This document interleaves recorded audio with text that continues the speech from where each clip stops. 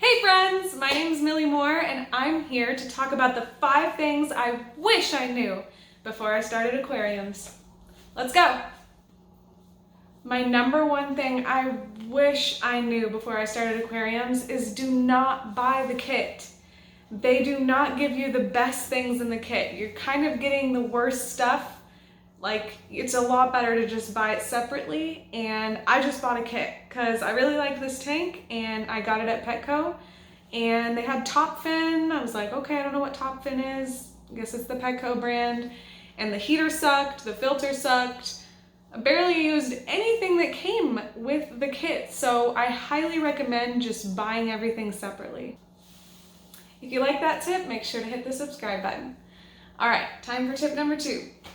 Be careful what plants you buy, and if you're a beginner like me, probably only start out with a few easy plants like a Java fern. I spent like $100 on aquarium plants and I killed about $40 worth of those plants just thinking, oh, it's just gonna be easy, you just put them in the tank, you know, they'll grow themselves. But in all honesty, no, I have goldfish and they ate some of my plants, and on top of that, some of them would just be uprooted constantly and it was just not worth it. So do your research, only get beginner plants, and maybe only start with a few. All right, so here we got our top fin kit filter, and I bet you know what I'm gonna say about this, right? It's not good. Don't go with top fin filters. This is a 40-gallon filter and it was small, it was loud, it got clogged a lot, waste of money, came with the kit. Throw it out, okay? What you want to do, which is your tip number 3, is to get a filter that is made for a larger tank than what you have. So I have a 37-gallon. So I bought a 110 Aqua Clear filter for a much larger tank, you know, with 110 gallons. But I only have 37 gallons. Now what that's going to do is allow you more room in your filter to add more filter media, like this, and this stuff catches the debris and all of the things that are making the water dirty, and you're gonna have a cleaner tank. You're gonna have to do less water changes, and at the end of the day, who would want to do more water changes? Just get a nice filter. And I noticed as soon as I installed the 110, my water was crystal clear.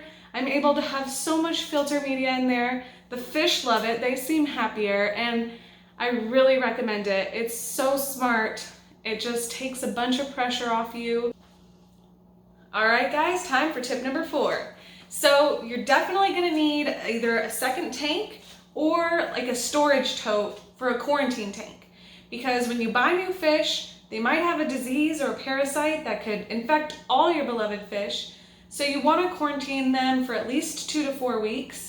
And just really observe them, make sure that they're not showing any signs of ick or, you know, fungus, which are both things that I dealt with because I did not properly quarantine at first. I was just eager to get going.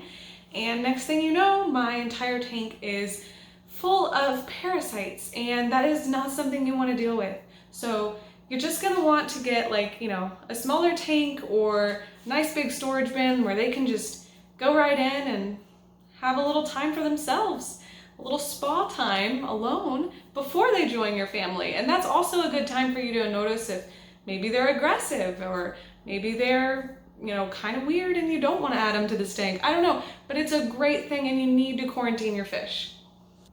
All right, time for tip number 5. So you're gonna want some test strips. These are really important. They tell you all the things you need to know for your tank.